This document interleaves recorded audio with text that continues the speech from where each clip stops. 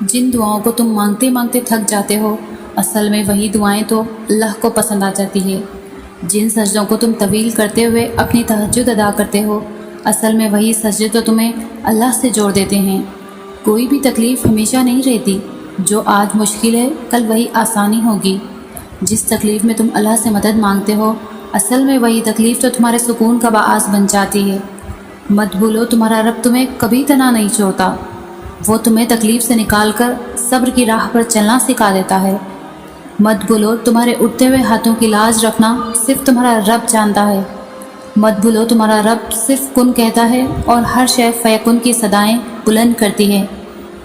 اللہ دینے میں تھوڑی دیر تو ضرور کرتا ہے، مگر دیتا وہی ہے جسے تم نے رو رو کر دعاؤں میں مانگا ہوتا ہے۔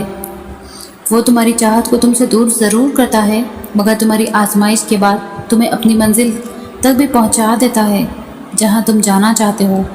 بس اللہ پر یقین رکھو، وہ تمہاری دعائیں بھی سنے گا اور تمہاری مدد بھی کرے گا۔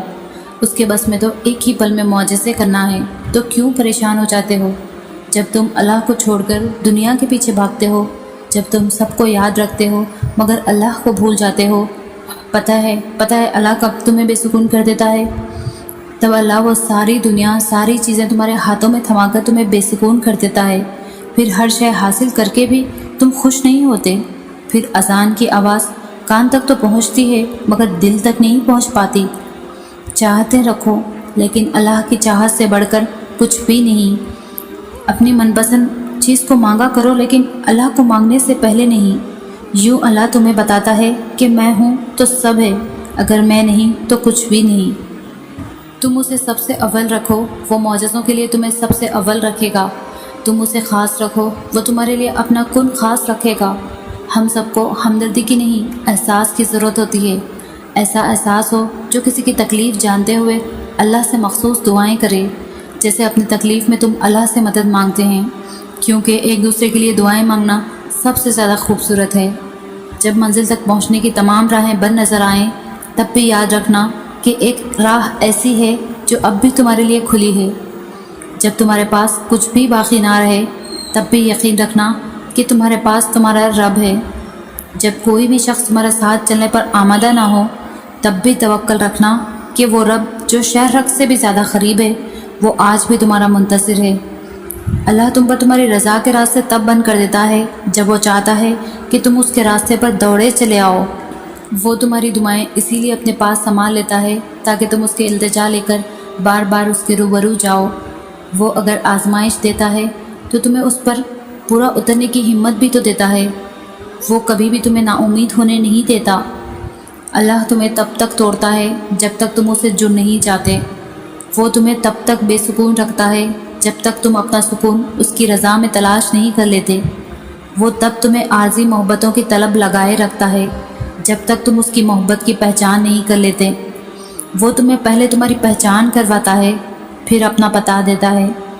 تم اپنی مرضی سے اس کی جانب نہیں جاتے، بلکہ جب اسے تم پر بے حد پیار آتا ہے، جب وہ ایسے حالات پیدا کرتا ہے کہ تم اس کی جانب کھینچے چلے جاتے ہو۔ اللہ پاک جن راستوں پر گزار رہا ہے، گزرتے جاؤ، صبر کے ساتھ، یقین کے ساتھ۔ جو بھی ہو رہا ہے سب اس کی رضا ہے اور اس کی رضا کے ساتھ ہے۔ ہم اکیلے نہیں ہیں اس مشکل میں، وہ رب ہے نا۔ کیا ہوا جو کوئی ساتھ نہیں؟ وہ رب تو ساتھ ہے اور اس کا ساتھ کافی ہے۔ جب تک رب ساتھ ہے تب تک ہمت ہے، حوصلہ ہے، اور بس تب تک زندگی ہے۔ اللہ کے لیے کوئی بھی چیز ناممکن نہیں ہے۔ وہ جب جو چاہتا ہے وہ ہو جاتا ہے، تو پھر تم کیوں مایوس ہو گئے؟ کیا تمہیں نہیں معلوم کہ اللہ نے کیسے بی بی حجرہ علیہ السلام کو اپنی اولاد کو پریشان دیکھ کر ان کے لیے زمزم کی لہر جاری کر دی؟ کیسے اللہ نے حضرت ابراہیم علیہ السلام کو آگ سے بچا لیا؟ کیونکہ یہ اللہ کے وہ خاص بندے تھے جو ہر غم میں، ہر خوشی میں اور ہر گھڑی میں اپنے رب کو پکارتے تھے۔ اللہ سے مدد مانگتے رہو، تو کیسے ممکن ہے کہ تم اس کو پکارو اور وہ تمہاری پکار نہ سنے؟ کیسے ہو سکتا ہے کہ تم اس سے مدد مانگو اور وہ تمہاری مدد نہ کرے؟ اللہ تو منتظر ہوتا ہے تمہارے لوٹ آنے کا۔ یہ ہم خود ہیں جو اس سے دور آ گئے ہوتے ہیں۔ یہ تو ہم خود ہیں جنہوں نے اپنی ہی جانوں پر ظلم کیا ہے۔ وقت سے پہلے منصوبہ بندی کرنا، وقت سے پہلے سب کچھ سوچ رکھنا، ایسا کرنا غلط نہیں ہے۔ اپنے مستقبل کا سوچنا، اس کے لیے فکر کرنا اچھی بات ہے، لیکن جب ویسا نہ ہو جیسا آپ نے چاہا، آپ نے سوچا، تب مایوس نہیں ہوتے، تب ناشکری نہیں کرتے، تب تمہارے لیے بہتری لکھنے والے سے شکوہ نہیں کرتے، کیونکہ جو تمہارے نصیب میں ہوگا وہ تمہیں مل کر ہی رہے گا، اور جو تمہیں ناممکن لگتا ہے وہ بھی اس کے لیے ایک کن سے ممکن ہو سکتا ہے۔ تمہاری دعائیں، تمہارا انتظار کبھی رائے گا نہیں جائے گا۔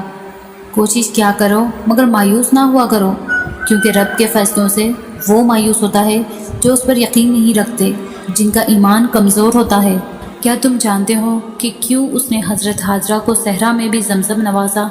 کیوں حضرت یونس علیہ السلام کو مچھلی کے پیٹ میں بھی محفوظ رکھا؟ کیوں حضرت زکریا کو عمر کے آخری حصے میں اولاد سے نوازا؟ ان سب میں ایک چیز مشابہ تھی، یقین۔ وہ اللہ پر یقین رکھتے تھے، ان میں سے کسی نے بھی ہمت نہیں ہاری۔ انہوں نے یقین رکھا کہ خدا راستہ نکال دے گا، اور دیکھو خدا نے راستہ نکالا، مایوس نہیں کیا۔ اور توکل تو یہ ہے کہ راستہ نہ ہو اور تم کہو کہ اللہ راستہ بنانے والا ہے، اور جب تم اس کا اچھا گمان رکھو تو یقیناً سب اچھا ہی ہوگا، اور پھر دیکھنا وہاں سے راہیں نکلیں گی جہاں تمہارا وہم و گمان بھی نہیں جا سکتا۔ ذرا سی آزمائش سے کیوں اس قدر کمزور پڑ گئے؟ کیا تم جانتے نہیں آزمائش میں ڈال کر پھر اس سے نکالنے والا اللہ تمہارے ساتھ ہے؟ مجھے یہ یقین کبھی مایوس نہیں ہونے دیتا کہ میرا نصیب لکھنے والا رب مجھ سے 70 ماہوں سے زیادہ پیار کرتا ہے۔ وہ میری کوئی دعا ادھوری نہیں رہنے دے گا۔ پرسکون وہی ہے جس کو کم یا زیادہ کی فکر نہیں، بلکہ ہر حال میں الحمدللہ کہتا ہے۔ کچھ دکھ، کچھ باتیں آپ کسی سے نہیں کہہ سکتے، چاہے وہ کتنا ہی عزیز ترین رشتہ ہو، صرف اللہ ہی سمجھتا ہے۔ بس اتنی کوشش کیا کریں کہ کوئی بھی آپ کی وجہ سے اللہ کے آگے نہ روئے۔ اب معجزہ ہی اس صبر کا بدلہ ہوگا جو مانگنے کی ہر ناممکن حد سے بھی آگے گزر آیا تھا۔ اللہ نے تو تب ہی کن فرما دیا تھا جب تمہارے دل میں دعا کا خیال آیا تھا۔ اللہ ادھورے نصیب نہیں لکھتا، وہ کہانیاں نامکمل رکھ کر صرف تمہیں آزماتا ہے۔ وہ اسی لیے تمہارے منصوبے توڑتا ہے تاکہ تم اس سے جڑ سکو۔ اللہ تمہیں ناممکن کے ذریعے ہی دعا مانگنا سکھاتا ہے۔ اللہ راستے ضرور بدلتا ہے مگر منزل تمہاری پسندیدہ ہی رکھتا ہے۔ قبولیت کا وقت تو وہ تمہارے ساتھ وقت گزارنے کے لیے بڑھاتا ہے۔